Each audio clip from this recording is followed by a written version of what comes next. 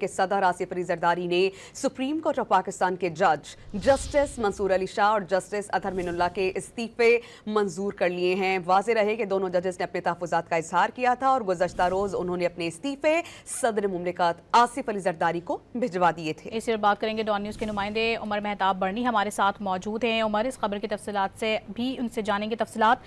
Fill वक्त अपने नाज़रीन को बताएं कि सदर आसिफ अली जरदारी ने सुप्रीम कोर्ट के जज जस्टिस मंसूर अली शाह और जस्टिस अतहर मिनुल्लाह के इस्तीफे मंजूर कर लिए हैं।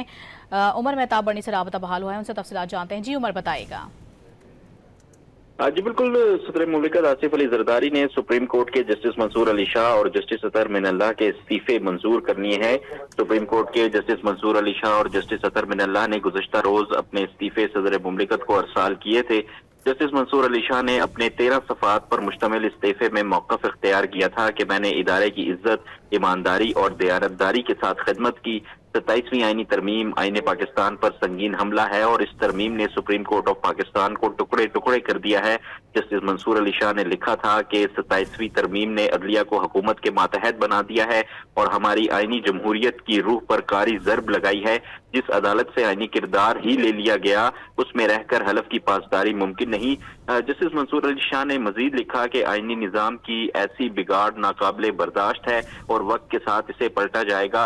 जबकि दूसरे जज जस्टिस अतहर मिनुल्लाह ने अपने इस्तीफे में मौक़िफ़ इख्तियार किया था कि मेरा हलफ किसी फर्द या इदारे से नहीं बल्कि आईने पाकिस्तान से था और हमेशा पूरी दयानतदारी के साथ अपने फ़राइज़ अंजाम देने की कोशिश की। आज वही हल्फ मुझे इस नतीजे पर पहुंचने पर मजबूर करता है कि मैं अपना इस्तीफा पेश करूं।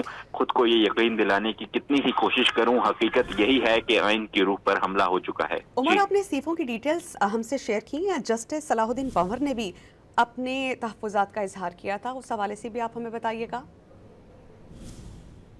ने भी जो 27वीं आईनी तरमीम है उस पर अपने तहफ़्फ़ुज़ात का इजहार किया था और इस हवाले से chief justice of Pakistan justice Yahya Afridi को एक खत भी लिखा था जिसमें उनकी जानिब से ये मुतालबा किया गया था कि 27वीं आईनी तरमीम की शिकवार जायजे के लिए एक फुल कोर्ट इजलास जो है वो बुलाया जाए। लेकिन चीफ जस्टिस ऑफ पाकिस्तान ने फुल कोर्ट इजलास तो जरूर बुलाया लेकिन उसके एजेंडे में कहीं पर भी 27वीं आईनी तरमीम का जिक्र नहीं था।